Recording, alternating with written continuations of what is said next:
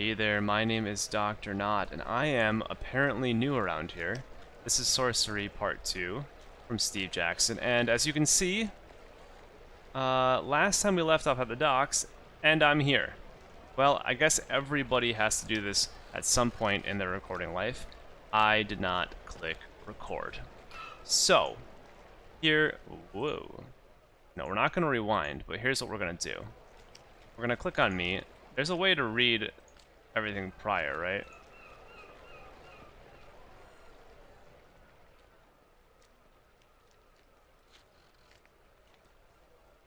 Anywho. So yeah, we can only rewind it to this part. So let's reread it. So basically what I did here is, let's get out of this, and let me tell you what happened. So, so we started at the docks, we moved over here, and we sat there waiting for the bridge to lower. It didn't lower, so we walked over and we said hello to the guard or whoever was in charge of the bridge that was sitting in one of these buildings. And we tried to talk all smoothly, but the guy did not really respond to that, and we ended up waiting around for over half an hour. We sat there, we looked at the docks, and we noticed, hey, there's a winch on the side of this bridge. Let's go turn it without asking anyone. We start doing it, the guy comes out, and he starts yelling at us, hey, there's tides, you're gonna break the bridge, and we're like, whatever, and we keep doing it. So we keep doing this winch until smash, the bridge goes down, and we start crossing, and then we realize halfway across the bridge, uh-oh, it's like creaking underneath our weight or something. So we probably damaged it from moving so fast, so instead of walking cautiously across, we ran, and we made it across without a problem, and here we are. You have reached the banks of Upper Kharé. The buildings here are not as grand as on the south side of the river, but they are in much better condition. Fewer people live on this side, away from the fields and the hills, but those that do are richer. They are also most likely more dangerous. But of course, it is on this side of the city that the North Gate stands. So we'll start moving from here, and yeah. You follow the road away from the river towards a fork in the road. If there are any nobles still in the city port, their houses are most likely to be on this side of the river. But which way? So I was walking on the other side of this river, looking for nobles, and it turns out I was wasting my time. I'm glad I didn't zigzag through all these streets. But now we're over here on this side, so we split the world in about half, a little less than half, on this side, and yeah. So here's the fork on the road, and we're gonna look for nobles on this side. Let's go. The early morning sun is beginning to wake the streets of Kharé. A few creatures roam this way and that. In one corner, a spring bubbles with fresh water. Let's drink from it. Yeah. You cup your hand to the water and drink a mouthful. It is fresh and invigorating, as though the water was enchanted. Looking left, the road heads through into a residential area that seems well cared for. A short way off to the right is an open plaza. But yeah, let's ask someone. You stop a passing creature. Excuse me, I need to ask you. The creature's head is bowed, and it doesn't look up, but it pulls itself free and hurries away. It is too miserable to speak. There is nothing for it. You will have to explore for yourself. So we've got a plaza, where we've got some residential areas. Let's go to the residential areas. You follow a narrow, winding street past shops and stalls. It is still early and they are not yet open, but there are stirrings from within the houses as the day's activities begin.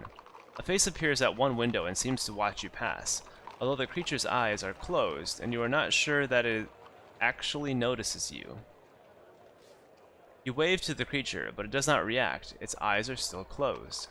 Another similar creature stands in a doorway across the street, washing themselves from a bucket. This one is thin and spindly, with a long face. Not exactly a human, and not an elven either. It's something in between. So that's the one that's in the bucket. Why do they all look so ghostly, like skeletal? You try to greet the washing creature, but it too has its eyes closed. I don't like the sound of that. It's just something not normal means something's up. At the end of the road, under a low arch, a group of youths are loitering, talking and kicking stones into the gutter. They notice you and begin to point and talk among themselves. So this is this crowd here. I don't like a bunch of youths. You know, teenagers these days. Up to no good, always. Let's take a look. You pause to look at them. They too have their eyes closed, although somehow they have seen you. Or perhaps they have only heard you? Let's go, confront. A group of children doesn't scare you. You continue down the street towards them. They fan out a little, until they fill the width of the narrow road. Above you, shutters are closing and people move away from windows, as though, despite their eyes, they have seen a fight coming. Alright, let's cast a spell.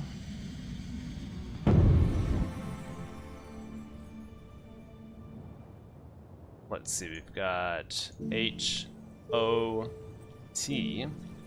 Rate a fireball. Let's do it! Hot! You cast a spell, winding a fireball in your palm. It flickers with deadly heat, which the youths clearly sense. Should I just do it? Let's threaten him. Let me pass, you murmur, or I will burn you.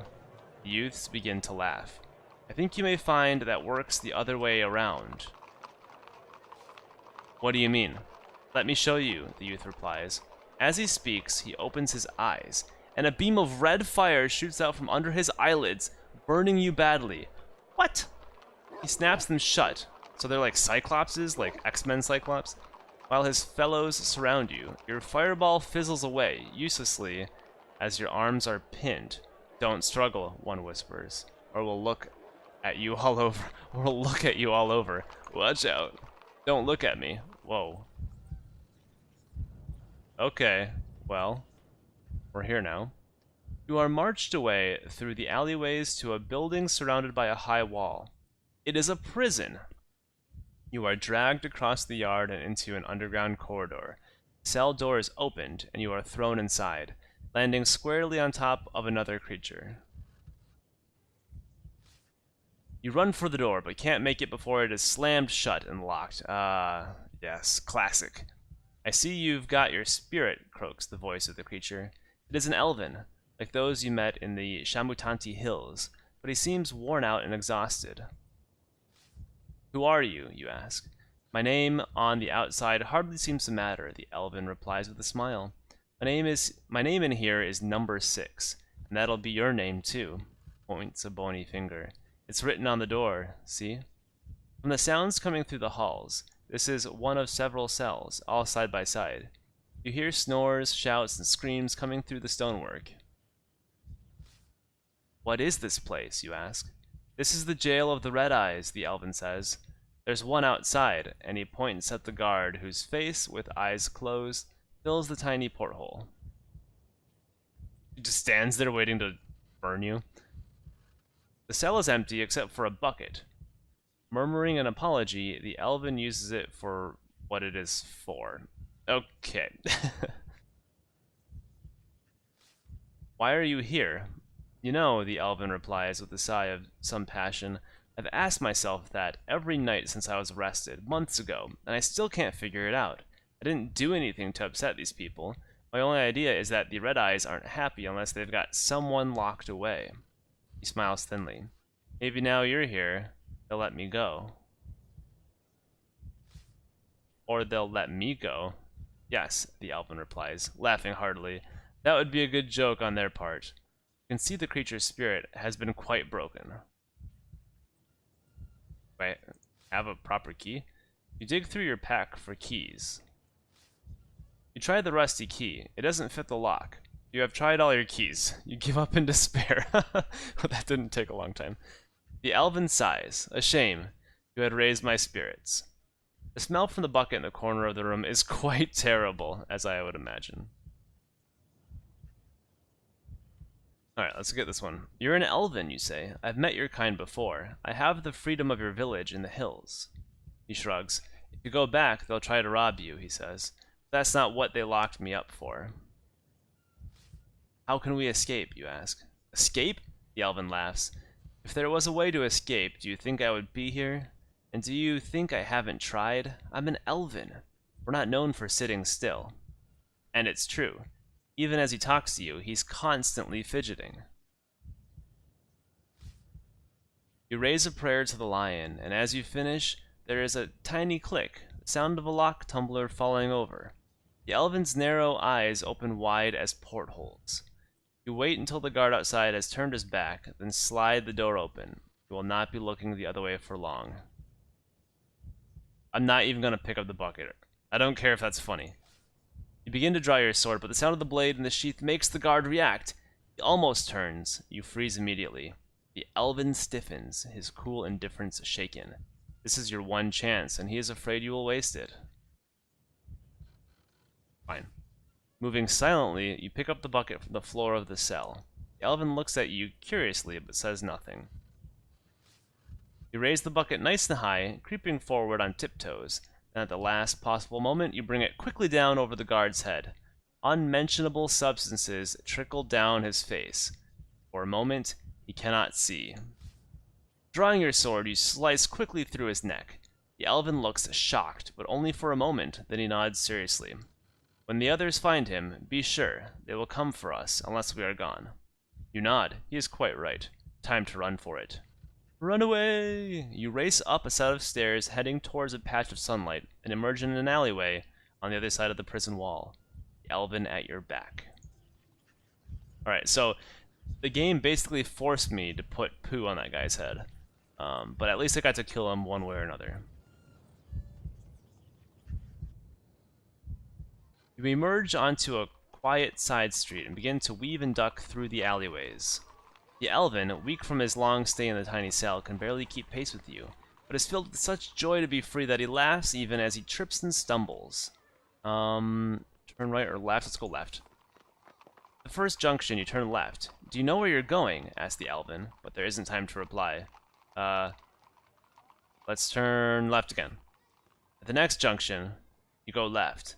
The elven is flagging. He cannot keep running like this anymore. Go on, he gasps from several strides behind. I'll hide here. We're helping you. I just feel like that today. You're nearly free, you reply, grabbing the elven under his arm. I mean it, he hisses, shaking himself free. I'll hide, you idiot, while you distract any more guards with your running. Now go! I'll just leave him. It breaks your heart to leave him, but you know he is right. You wish him luck, then hurry away. The elven crawls into a pile of junk and beds down. Perhaps you will see him again. I'm not going to keep turning left, or else I'm going to end up in the same spot as I did before, which would be hilarious, but no. Keep running, taking a right. Quite suddenly, you emerge out from the alleyway into a wider, busier street. You slow yourself to a nonchalant walk. So I went left, left, right. Because what I was worried about is this. Left, left, left. Oh god, we're back here again. Alright. The road turns and heads roughly southeast once more. But you have been spotted. A group of young orclings are scurrying towards you. What is with the youths of this city? You increase your stride, hoping to breeze straight past. The gang is big enough for them to easily block the road. You are soon right in their midst. Their hands poke at you and push outwards, hoping for a donation. Guys, are you joking? You gently move the orclings aside so you can continue along the path. The little creatures are crowding in close, their hands mauling at your backpack. They're trying to steal from you. What do we have in terms of spells? I'm gonna get in orc prison after this. Like, there's just no way to get around here. S-I-X, what does that do? Ah, yes. 6. You cast the spell, creating 5 clones of yourself, who stand around you in a protective circle. Confused, the orclings don't know who to rob, so they begin to argue about it. In the confusion, you and your clones walk smartly away. Nice. I haven't, like, accomplished anything. Like, you continue up the road, leaving the chattering orclings behind. After a short distance, you come across a large building made of stones and mortar. It stands alone inside its own patch of grounds, and, unusually, it seems to be in a state of good repair. A large L is carved on one gatepost. The main road continues straight past the house. But we gotta start, like, actually going in houses.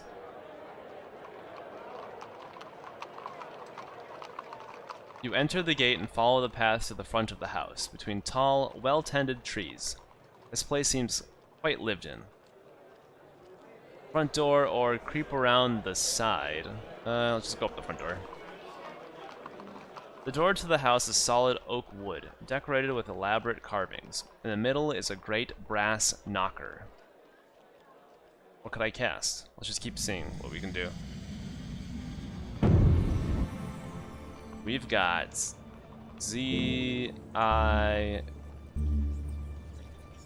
don't have the green ring. Or HUF. Don't have that. Great wind, what would that even do? Find safe passage? Let's see what that does. How? You cast the spell and your mind clears. A quiet voice tells you that to proceed through the door, you should make sure it is opened, and then voice recedes with no further advice to give. Wow, thanks. Nothing else for it then. You knock firmly on the door, but no one answers. The house seems empty, dark, and quiet. You step back from the door, from the front door. Alright, we're gonna keep going. You move confidently and with stealth. Dropping to all fours, you sneak through the gate and crouch low below the window at the side of the house. The house seems to be empty, so your caution is unnecessary. Staying close to the ground, you explore the grounds of the building. Is this it? By the outbuilding. You creep to the cover of an outbuilding. It was perhaps once a storehouse, but its contents have now burst through its walls. Broken items and bits of glass tumble out between bent wooden slats and through fractured window panes. Looking back at the house, you can make out a door into the rear of the house. You pick cautiously through the junk. There's a gold-backed mirror, its glass shattered, some fragments of an orb of crystal, and half of a pearl ring with what looks like a bite mark taken out of it. The owner of this house must be a wizard, and one not afraid to experiment with valuable equipment either. Should I try to repair something? If you could repair even one of these items, it would be extremely valuable to you. I would say the ring. You pick up the piece of the ring. There really are tooth marks in it. Something has eaten the pearl itself. Perhaps they have eaten, or perhaps they ate the person wearing the ring and spat this part out. Either way, it is incomplete and cannot be repaired. Toss it back into the junk heap. You lift the crystal shard from the junk cautiously. Once, this orb would have been quite the treasure, but now it is good for nothing. Most of it is missing. You fling it aside. You lift the gold-backed mirror carefully out of the pile. Glass is cracked, but none of it seems to have fallen out of the frame, which means you may well be able to repair it. Open your pack, but as you try to slide the mirror in, the glass fragments fall out and shatter to dust on the flag-stoned path. The mirror is now useless, so with a sigh, you toss it away. Oh my gosh. You leave the junk pile and its broken treasures and turn your attention to the back door of the house. You are in luck, it seems. It is slightly ajar.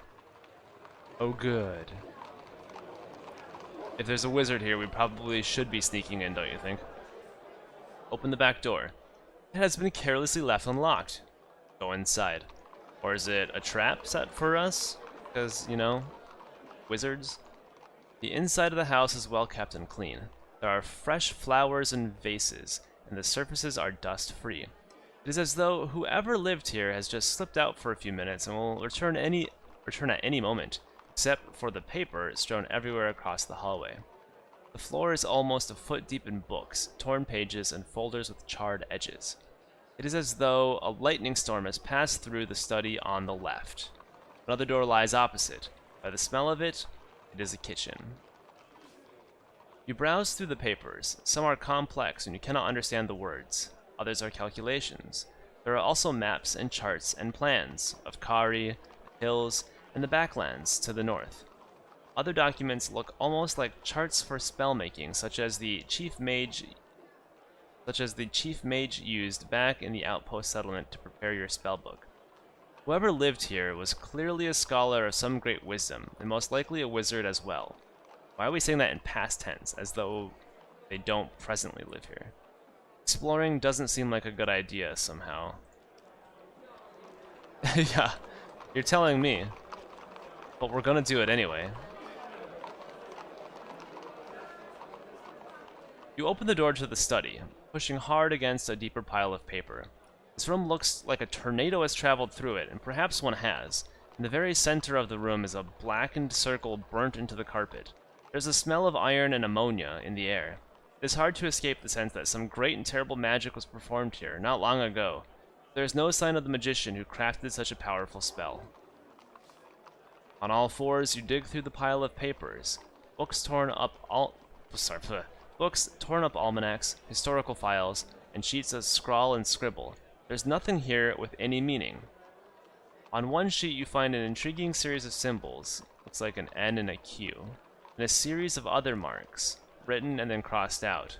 Only one is still readable, and it has been circled. This is a Greek letter. I don't know my Greek alphabet that well. I want to say, is this capital Rho? I don't know. You keep rustling through the paper, finding little else of value. Then, underneath a heap of tomes about the early founders of the city, with several passages underlined and marked with comments you cannot read, you unearth a green-haired wig that you put into your pack. Really? Out of all this stuff, we're going to take a wig? You return to the hallway. There is a slight noise coming from the kitchen. Suddenly, something erupts through the kitchen door, knocking you flat on your back and rearing its fangs. A bristle beast! And it's furious.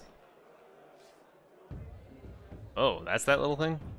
Okay, so we know how much attack it's got, so let's just go, yeah, let me see if I can remember how to do this. Let's go 7 here, that should be safe. The bristle beast bares its teeth, and the spines on its back spike up.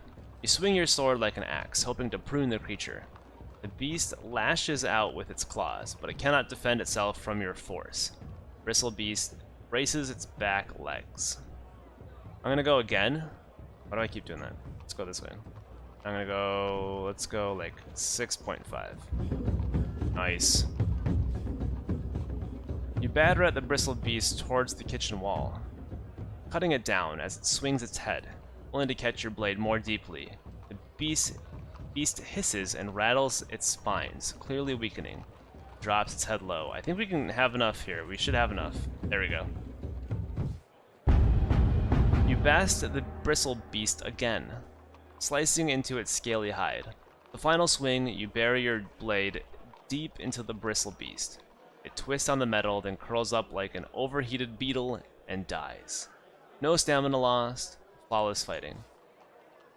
With the creature dead, you pause to catch your breath. Where now? Well, we might as well finish up this house. You open the door to the kitchen and go inside. It is laid out as though the owner of the house was in the middle of preparing a meal. Bread is sliced, cheese is on a plate, and a glass of wine sits beside the open bottle. Nothing here has had time to go moldy. Let's eat. You eat the bread and drink the wine and finish off with the cheese, which is full-flavored and ripe. There's enough left over for you to add one more ration to your pack as well. Excellent. You go back out to the hallway. You have explored enough. You leave the house and return to the street outside. Is that it? You return to the main road. Okay. Well, I like that. We got some food, got some rations, and had some wine, so hopefully we're happily buzzed. Next time we'll continue by following the road. Thanks for watching, and I'll see you then. Take care. Bye.